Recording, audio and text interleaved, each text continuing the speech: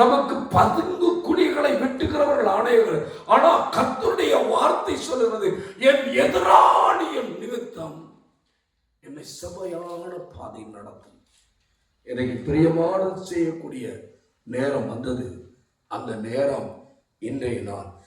ஏன் பிரியமானது செய்யணும்னு நம்ம வேண்டுதல் செய்யணும் அப்படின்னா, வேதத்தில் சொல்லப்பட்டிருக்கிற ஒரு மகிமையான வார்த்தை 2 தீமோத்தேயுவின் புஸ்தகம் 3வது அதிகாரத்துடைய பகுதியில் 4வது வசனம் சொல்கிறது, மனுஷர் எப்படி இருக்கிறாங்க அப்படின்னா தற்பிரியராயிருக்காங்களாம். தங்களை தாங்களே பிரியப்படுத்தக்கூடிய மனநிலையில் இன்றைக்கு மக்கள் இருக்கிறார்கள். வேதத்துடைய பகுதியை வாசிப்போமே. துரோகிகளாயும் துணிகரம் உள்ளவர்களாயும் இருமாப்பு உள்ளவர்களாயும் தேவ பிரியராய் இராமல் சுகபோக பிரியராயும் தேவ பக்தியின் வேஷத்தை தரித்து அதன் பலனை மறுதலிக்கிறவராய் இருக்கிறார்கள். இன்றைக்கு இந்த உலகம் தற்பிரியரா இருக்கு, இந்த உலகம் பணப்பிரியரா இருக்கு, இந்த உலகம் சுய பிரியரா இருக்கு. அதனால ஏசப்பா நம்ம கிட்ட விரும்புறாரு என்ன தெரியுமா? அவருக்கு பிரியமானதை செய்ய அவருடைய பிள்ளைகள் தேவை என்பதை என் ஆண்டவர் விரும்புகிறார். ஆனால் ஆண்டவருடைய நாமத்துக்கு மகிமையா இன்றைய நாளில் கலாத்தியரின் புஸ்தகம் 1வது அதிகாரம் 10வது வசனத்துடைய பகுதி இப்படி சொல்லுகிறது, இப்பொழுது மனுஷனையா தேவனையா யாரை நாடி போகிறோம்? மனுஷனையா தேவனையா? இன்னைக்கு தம்பி தங்கச்சி, மனுஷனை பிரியப்படுத்த விரும்புறியா? தேவனை பிரியப்படுத்த விரும்புறியா? மனுஷனை பிரியப்படுத்த விரும்பினா நீ தேவனுடைய ஊழியக்காரன் அல்ல என்று சொல்லப்பட்டிருக்கு. இன்றைக்கு ஆண்டவருடைய நாமத்துக்கு மகிமையா எது தேவனுக்கு பிரியம் என்று நாம் பார்க்க போகிறோம். ஆண்டவர் நம்மை ஆசீர்வதித்து நடத்துகிறவராய் இருக்கிறார். ஆமென், அல்லேலூயா. அதனால ஆண்டவருடைய நாம மகிமைக்காக எது பிரியம் என்பதை அறிந்து கொள்வோமானா ஆண்டவர் நம்மை ஆசீர்வதித்து நடத்துகிறவராய் இருக்கிறார். உமக்கு பிரியமானதை செய்ய எனக்கு கற்று தாரும் தெய்வமே, உமக்கு பிரியமானதை செய்ய சொல்வோம். எனக்கு கற்று தாரும் தெய்வமே, நீரே என் தேவா, உம் நல்ல பரிசுத்த ஆவியானவர் செம்மையான வழியிலே நடத்த வேண்டுமே, செம்மையானவர் நடத்த வேண்டுமே. மேக ஸ்தம்பமே, அக்னி ஸ்தம்பமே, தேற்றும் தெய்வமே, துணையாளரே சொல்லுங்க. மேக ஸ்தம்பமே, தேற்றும் தெய்வமே, துணையாளரே, உம்மை நோக்கி என் கைகளை சொல்லுவோம். வாய் திறந்து உம்மை நோக்கி என் கைகளை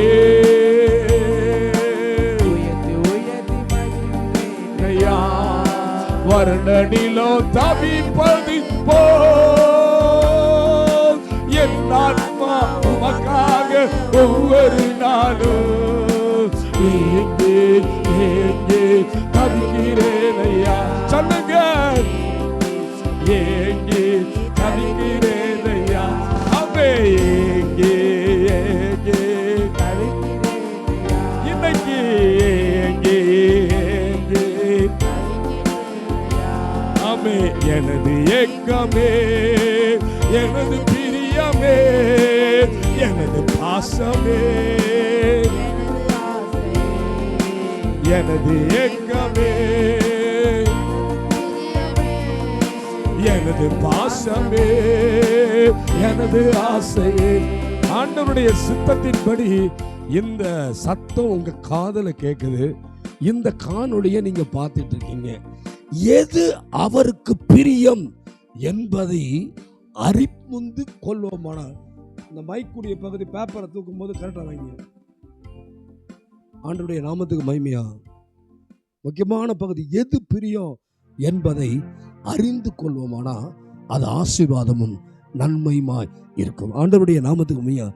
எபிரேயரின் புஸ்தகத்துடைய பகுதி 11வது அதிகாரம் 6வது வசனம் சொல்லுகிறது, விசுவாசம் இல்லாமல் தேவனுக்கு பிரியமாய்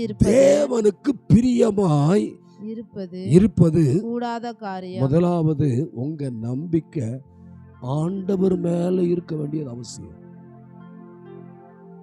முதலாவது உங்க விசுவாசம் ஆண்டவர் மேல இருக்க வேண்டியது மிக முக்கியமான பகுதியா இருக்கிறது. இந்த நாளுடைய பகுதியில் உங்க நம்பிக்கை யார் மேல இருக்கு? எனக்கு ஒரு அருமையான சகோதரரை தெரியும். ஆண்டவருடைய ஆலயத்துக்கு அநேகர் அழைத்து கொண்டு வந்தார். அழைத்து கொண்டு வரும்போது ஒரு முக்கியமான காரியம், அநேக சுகமானார்கள்.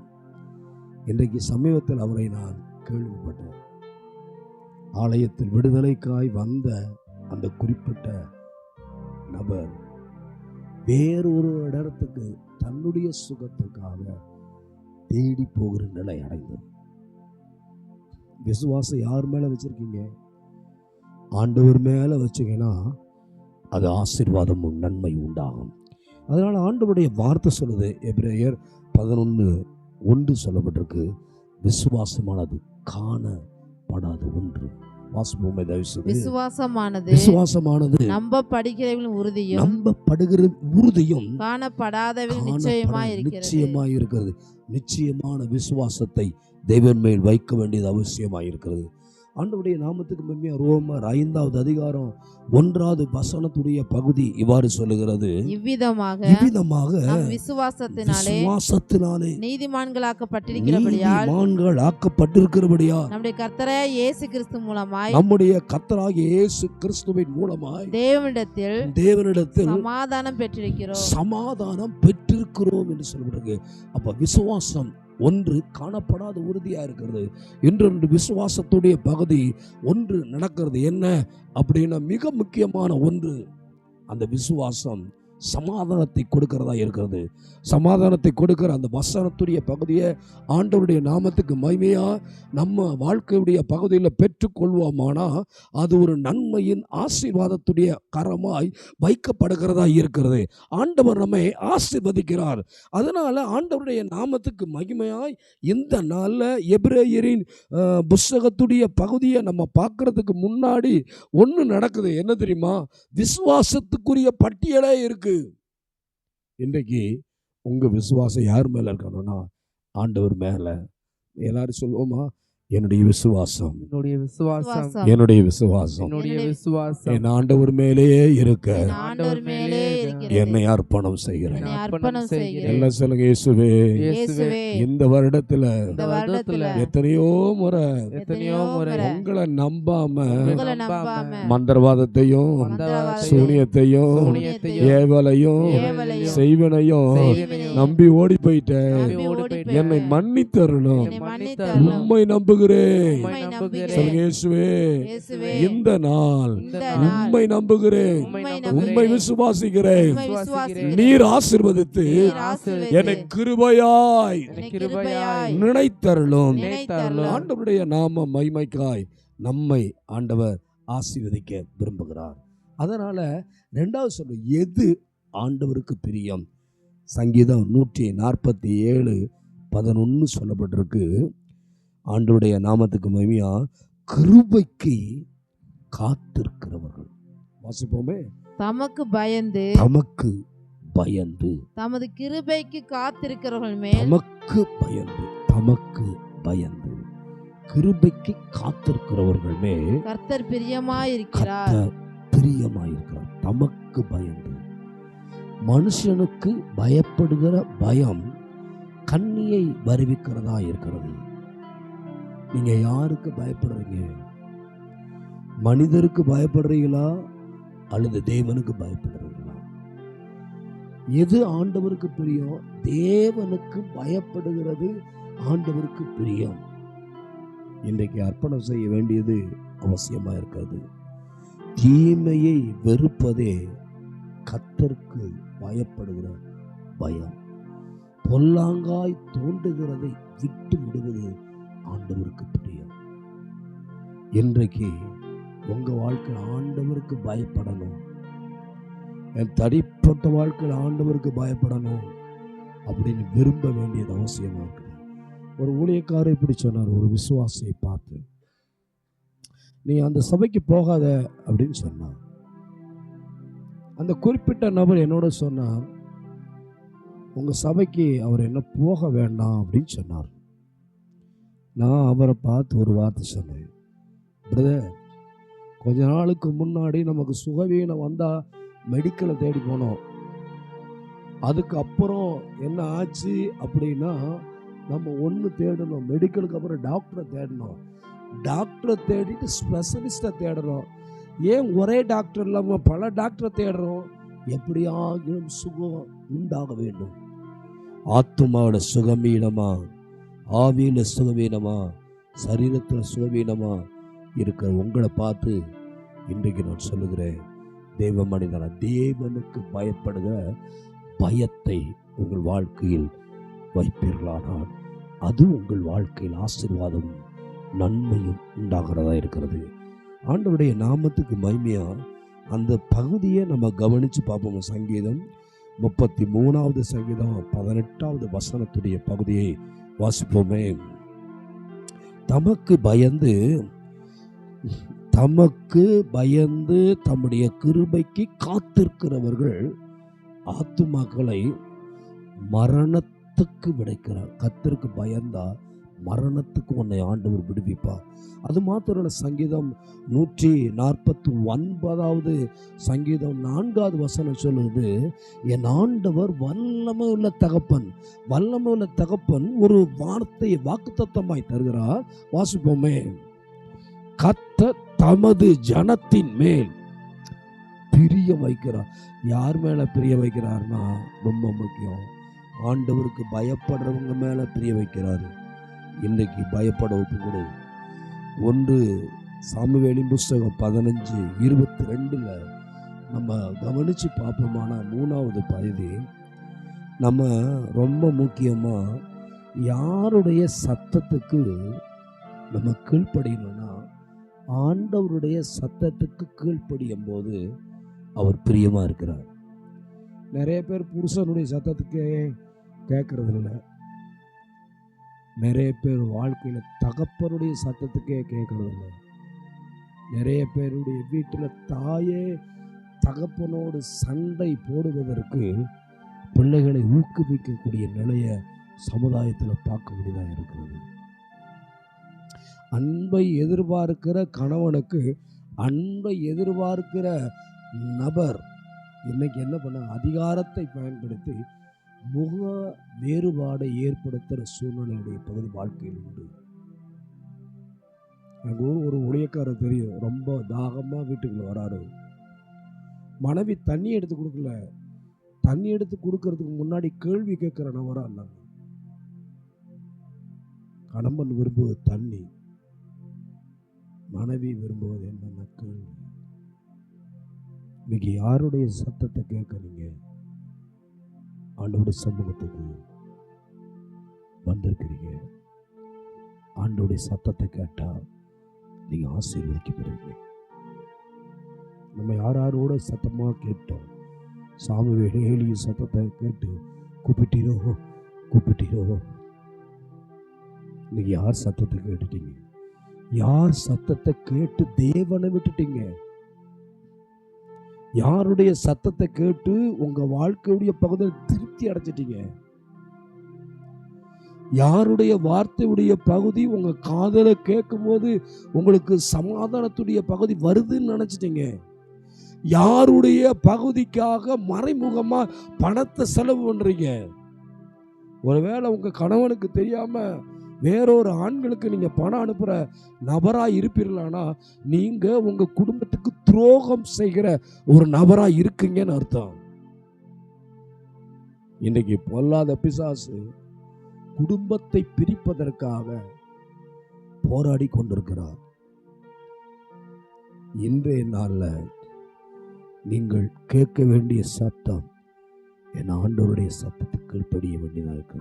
ஆண்டவர் என்ன எதிர்பார்க்கிறார்? 1 சாமுவேல் 15:22 வாசிப்போமானால், அதற்கு சாமுவேல் கர்த்தருடைய சத்தத்துக்கு கீழ்ப்படுகிறதை பார்க்கிலும் சர்வாங்க தகனங்களும் பலிகளும் கர்த்தருக்கு பிரியமா இருக்குமோ, பலியை நான் விரும்பலன்னு சொல்லப்பட்டிருக்கு.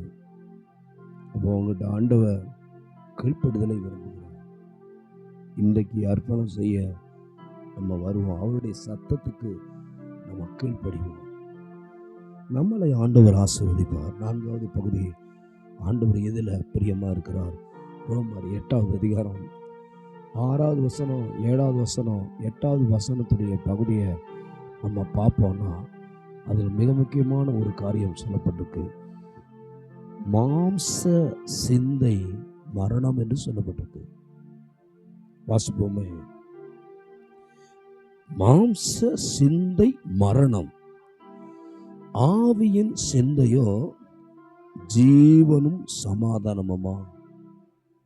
அடுத்த வசனத்தில் ஆவியின் சிந்தை ஜீவனும் சமாதானம் மாத்திரமல்ல, 7வது வசனம் சொல்லுகிறது, எப்படி என்றால் மாம்ச சிந்தை தேவனுக்கு விரோதமான பகை. எது பகை? மாம்ச சிந்தை. மாம்ச சிந்தை தேவனுக்கு பகை. மாம்ச சிந்தை இருதயத்தை என்ன பண்ணிரும்? இருளடைய செஞ்சிடும். மாம்ச சிந்தை ஜெபம் பண்ண விடாது. நீங்க தேவனுக்கு துரோகம் செய்ய ஆரம்பிக்கிறீங்கன்றதுக்கு முதல் ஆதாரமே உங்க ஜெபம் இல்லாத ஒரு சூழ்நிலையை பிசாசு உருவாக்குவான். அல்லது பலவீனத்துடைய பகுதியை கொடுத்து பிசாசு என்ன பண்ணுவாங்கன்னா, மாம்ச சிந்தையை கொடுத்து அப்புறம் ஜெபம் பண்ணிக்கலாம், இல்லை அடுத்த நேரம் ஜெபம் பண்ணிக்கலாம்னு நேரத்தை கடத்திக்கிட்டே இருப்பான். என்ன கவனிச்சு பார்க்கணும். ஜெப நேரத்தை தள்ளுகிறவனும் தேவனுடைய சித்தத்துக்கு அல்ல, மாம்ச சிந்தைக்குள்ள போயிருவாங்க. இருதயம் இருளடைஞ்சிரும். இருதயம் இருளடைஞ்சா உணர்வில்லாமல் போய்விடும். உணர்வில்லாமல் போன கண் சொருகி போன குருடனாய் மாற முடியும். இன்னைக்கு கண் சொருகி போன குருடனாய் இருக்கிறாங்களா? மாம்ச சிந்தை மரணம், மாம்ச சிந்தை தேவனுக்கு பகை. அப்ப ஆண்டவர் எதில் விரும்புகிறார்? அந்த 8வது வசனத்துடைய பகுதி சொல்லப்பட்டிருக்கு, மாம்சத்துக்கு உட்பட்டவர்கள் தேவனுக்கு பிரியமா இருக்க மாட்டார்கள். ஜெபிக்காதவன் தேவனுக்கு பிரியமா இருக்க மாட்டாங்க. வேதத்தை வாசிக்காதவன் தேவனுக்கு பிரியமா இருக்க மாட்டாங்க. இன்னைய நாள் உங்களை ஆராய்ந்து பாருங்க. தேவனுக்கு பிரியமானதை செய்ய அர்ப்பணம் செய்ய வேண்டியது அவசியம். அதுக்கு தேவ சிந்தை நம்முடைய வாழ்க்கையில் தேவையாக இருக்கிறது. ஆண்டவருடைய நாமத்துக்கு மகிமை. எசாயா தீர்க்கதரிசன புத்தகம் 48 அங்கே சொல்லப்பட்டிருக்கு. 14-18 பதவி வாசிப்போமே. ஆண்டவருடைய கரம் நம்ம மேல் வைக்கப்படுகிறது. நீங்கள் எல்லாரும் கூடி வந்து கேளுங்கள், கர்த்தருக்கு பிரியமானவன் அவருக்கு சித்தமானதை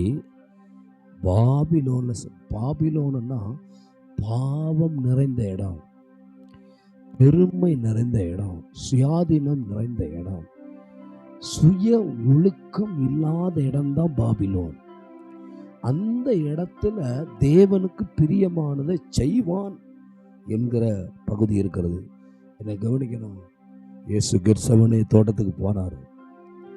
அந்த கெத்செமனே தோட்டத்துடைய பகுதிக்கு போகும்போது ஒரு காரியம் நடந்தது. என்ன அப்படின்னா, அவர் சொன்னாரு, ஆண்டவரே உமக்கு சித்தமானா இந்த பாத்திரம் என்னை விட்டு நீங்கட்டும்னு சொன்னார். இன்னைக்கு தம்பி தங்கச்சி, ஆண்டவருக்கு சித்தம் எது? பாபிலோனிலும் பாவம் நிறைந்த இடத்திலும் தேவனுடைய சித்தத்தை செய்ய, தேவனுக்கு விருப்பமானதை செய்ய ஆண்டவர் விரும்புகிறார். இப்போ நம்ம அர்ப்பணிக்கப்படுகிற நேரம் வந்துருச்சு. உபாகமம் 33வது அதிகாரத்துடைய பகுதியில் 12வது வசனத்தை சொல்லப்பட்டிருக்கு, பெஞ்சமின் கர்த்தருக்கு பிரியமானவன். நீ யாருக்கு பிரியமா இருக்கீங்க? மனிதனுக்கு பிரியமா இருக்கீங்களா, அல்லது உங்க மாமியாருக்கு பிரியமா இருக்கீங்களா, இல்லை உங்க வாழ்க்கையுடைய பகுதியை எதுக்கு பிரியமா இருக்க யோசித்து கொண்டிருக்கிறீர்கள்? வேதம் சொல்லுகிறது 33:12, பெஞ்சமினை குறித்து கர்த்தருக்கு பிரியமானவன் அவரோடு சுகமாய் தங்கியிருப்பான், அவர் என்னாலும் காப்பாற்றி அவர் எல்லைகளுக்குள்ளே வாசமாயிருப்பார். தம்பி, தங்கச்சி, உன் எல்லைக்குள்ள திருப்தி உண்டாக, உங்க வாழ்க்கையில திருப்தியை சம்பாதித்து கொள்ள ஒன்றே ஒன்றை நீங்க ஞானமா செய்ய வேண்டிய பகுதி இருக்கு. பெஞ்சமின் கர்த்தருக்கு பிரியமானவன். அந்த 13வது வசனத்துடைய பகுதி இப்படி சொல்லுகிறது, யோசேப்பை குறித்து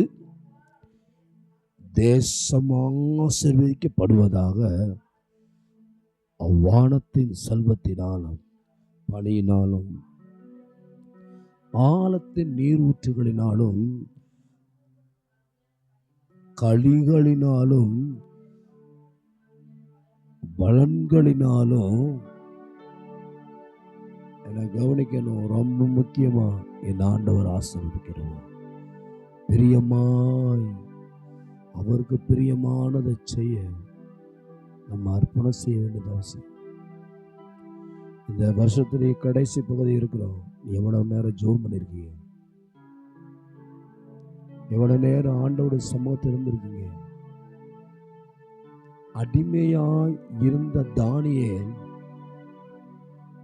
கேட்க ஆளல, மேய்க்க ஆளல, அடிமைதனம். ஆனா அடிமைதனத்துடைய பகுதியில் இருந்தாலும் ராஜாவின் போஜனத்தினால் தன்னை திட்டுப்படாதபடி பாதுகாத்து கொண்டான். இந்த வருஷத்துடைய பகுதியில் எதில் உங்களை தீட்டுப்படுத்தியிருக்கீங்க? உங்க சரீரத்தை, அல்லது உங்க குடும்பத்தை, அல்லது உங்க பொருளாதாரத்தை, அல்லது உங்க வாயின் வார்த்தைனால, சாபமான வார்த்தைனால, எரிச்சல்னால, கோபத்தினால, வைராக்கியத்தினால, மறைமுக சுபாவத்துடைய பகுதியினால எந்தெந்த பகுதியில் தேவனுடைய சமூகத்தில் துக்கப்படுத்திருக்கீங்களோ அதை ஆராய்ந்து பார்க்க வேண்டியது அவசியம். வேதனை உண்டாக்குற வழி என்னிடத்தில் உண்டோ என்று பார்த்து என்னை நித்திய வழியில் நடத்தும் என்று தாவீது கேட்டாரே. இன்றைக்கு நாம கேட்க வேண்டியது அவசியம். யாரையோ பிரியப்படுத்துறதற்கு நம்ம நிறைய நேரம் ஒளிஞ்சிட்டோம். ஆண்டவரை பிரியப்படுத்த மறந்த ஆதாமையும் அவளையும் பிதாவாகிய தெய்வம் தேடி வந்தார். ஏன் தெரியுமா? ஒரு நாள் அவருடைய சத்தம் அவருடைய காதுக்கு இன்பமாய் இருந்தது. ஒரு நாள் அவர் வருகிற அந்த வெளிச்சம் அவருடைய வாழ்க்கையுடைய பகுதியில் அவ்வளவு சந்தோஷமா இருந்தது. எப்போ தேவனுக்கு பிரியமில்லாத ஒன்றை ஏவாள் தேர்ந்தெடுத்தாலோ அப்பொழுது ஒளிந்து கொள்ளக்கூடிய சூழ்நிலை வந்தது. உறவு உடைக்கப்பட்டது. கணவன் மனைவியுடைய உறவு மாத்திரல்ல, தேவனோடு இருக்கிற உறவு உடைக்கப்பட்டது. அதனால பிள்ளைகளுடைய உறவும் உடைக்கப்பட்டது. இன்னைக்கு எது உங்க வாழ்க்கையில் உடைந்திருக்கோ அதை சரி செய்ய ஆண்டவர் சமூகத்தில் வாருங்கள். வேதம் சொல்கிறது, தானியேலின் புத்தகம் 6வது அதிகாரம் 19வது வசனத்துடைய பகுதி சொல்லப்பட்டிருக்கு. தானியேலை குறித்து வேதம் சொல்கிறது, தேவனுக்கு பிரியமானவன், அடிமையா இருந்தவன தேவனுக்கு பிரியமானவன் என்று பிதாவாகிய தெய்வம் சொன்னார். வாசிப்போம் அந்த வசனத்துடைய பகுதி. வெளுக்கும்போது ராஜா எழுந்திருந்து தீவிரமாய் போனா, கிட்ட வந்தபோது தானியேலை கூப்பிட்டு, தானியேலே, தேவனுள்ள தாசனே, நீ இடைவிடாமல் ஆராதிக்கிற தேவன் உன்னை சிங்கங்களை தப்புவிக்க வல்லவராயிருந்தாரா என்று தானியேலை கேட்டான். நல்ல கவனிக்கணும். கஷ்டத்தின் மத்தியில, வேதனையின் மத்தியில, நிந்தைகளின் மத்தியில, பலி வாங்குறவர்கள் மத்தியில அந்த தானியேல் ஒருவரோடு பேசினான். அது யாரு? ஆண்டவரோடு பேசினான். ஆண்டவரோடு பேசாதவங்களுக்கு 3 பிரச்சனை இருக்கும். என்னன்னா, ஆண்டவரோட ஜெபம் பண்ணாதவங்க அடிக்கடி பதஷ்டப்பட்டு கொண்டே இருப்பாங்க. ஆண்டவரோடு ஜெபம் பண்ணாதவங்க அடுத்த பதஷ்டம் மாத்திரம் இல்ல, இன்னொன்று முடிவெடுக்க தெரியாது. 3வது பகுதி, சூழ்நிலை யார் இருக்கா, எவர் இருக்கா அப்படின்னு சூழ்நிலையுடைய பகுதியை, அந்த சுய புத்தியை இழப்பார்கள். ஒருவேளை சுய புத்தி இழந்துட்டியா, உன் சூழ்நிலையுடைய பகுதியை பார்த்து இன்னதுதான் பேசணுன்ற அறிவு எதுவும் உன் வாழ்க்கையில பாதிப்புக்கு நேரம் நீ வந்துட்டியா, அப்ப ஆண்டவரை விட்டுட்டு வேற ஒருத்தட்டி பேசுற, ஏவாள் வேற ஒருத்தட்ட பேசுறனால வந்த துன்பத்துடைய பகுதி வேதனை. தானியேல் தேவனுக்கு பிரியமானவன். இன்னைக்கு உங்க வாழ்க்கையை சரி பண்ண, என் வாழ்க்கையை சரி பண்ண ஏசப்பா அந்த எச்சரிப்பின் வார்த்தை தருகிறார். உணர்வுள்ள ஆவியை தார், நல்ல ஆவி எனக்கு கட்டளையிடும் ஆண்டவரே. அது சங்கீதம் 86:11 சொல்லப்பட்டிருக்கு. மிகப்பெரிய ஆசீர்வாதமான வார்த்தையுடைய பகுதி 86:11 சொல்லப்பட்டிருக்கு. நம்ம ஆண்டவருடைய நாமத்துக்கு மகிமையை வாசிப்போமே. 86:11 பகுதி ஒரு முக்கியமான வார்த்தை சொல்லு, ஒரு முகத்தை தாரும். வாசிப்போம். கர்த்தாவே, உமது வழியே எனக்கு போதியும், நான் உமது சத்தியத்திலே நடப்பேன், நான் உமது நாமத்துக்கு பயந்திருக்கும் போது. நல்ல கவனிக்கிறேன். நாமத்துக்கு, ஏசப்பாவுக்கு பயந்திருக்கும் போது அவர் இருதயத்தை ஒருமுகப்படுத்துகிறார். அந்த ஒருமுகம் உங்க வாழ்க்கையில தேவை. ஆண்டவர் உங்களை ஆசீர்வதிப்பார். இப்பொழுது நான் உங்களுக்காக ஜெபம் பண்றேன். நம்மை நாமே ஆராய்ந்து பார்க்கிற நேரம், திருவிருந்து நேரம் மாத்திரம் அல்ல, நம்ம தனிப்பட்ட வாழ்க்கையில நம்மை நாமே ஆராய்ந்து பார்க்கிற நேரம். இந்த 2025 நம்மளை ஆராய்ஞ்சு பார்ப்போம். என்னை ஆராய்ந்து பாரு ஆண்டவரே, வேதனை உண்டாக்குற வழி உண்டோ என்று பார்த்து என்னை நித்திய வழியில் நடத்தும் என்று தாவீது கேட்டார். இன்னொரு வார்த்தையை சொன்னார், தேவனே, சுத்த இருதயத்தை என்னில் சிருஷ்டியும், நிலைவரமான ஆவிய என்னை புதுப்பியும் கேட்டார். இன்னைக்கு கேட்டுறீங்களா? உமக்கு பிரியமானதை செய்ய என் இருதயத்தை புதுப்பிச்சிருங்க ஆண்டவரே. பழைய சம்பவம், பழைய பிரச்சனை, பழைய எண்ணம், பழைய ஜென்ம சுபாவத்திலிருந்து எங்களுக்கு மனம் திரும்புதலை தாரையா. ஒவ்வொரு நாளும் வயது கூடுகிறது, ஒவ்வொரு நாளும் வருமானம் கூடுகிறது, ஆனால் தேவனுக்கு ஏற்ற சுபாவமோ, தேவனுக்கு ஏற்ற பிரியமானதை செய்யவோ ஆசை குறைகிற நிலையை நாங்கள் பார்க்கிறோம். இன்றைக்கு அந்த நல்ல ஆசையை, மனம் திரும்புதலுக்குரிய நல்ல ஆசையை இதை கேட்கிறவர்களுக்கு தார். இயேசுவின் நாமத்தினால இப்பொழுதே நான் ஆசீர்வதிக்கிறேன். இந்த சுத்திகரிப்பின் ஜெபம் ஆசீர்வதிக்கப்படட்டும். இதை கேட்கிறவர்கள் செல்வாக்கு அடைவார்களாக, இதை கேட்கிறவர்கள் மனம் திரும்புவார்களாக, இதை கேட்கும்போது வியாதிகள் நீங்குவதாக, இது கேட்கும் போது மந்திரவாதத்துடைய அசுத்த வல்லமைகள் இயேசுவின் நாமத்தில் அழிய நான் கட்டளையிடுகிறேன். ஆசீர்வதியும் இயேசுவின் நாமத்தில் பிதாவே. ஆமென், ஆமென்.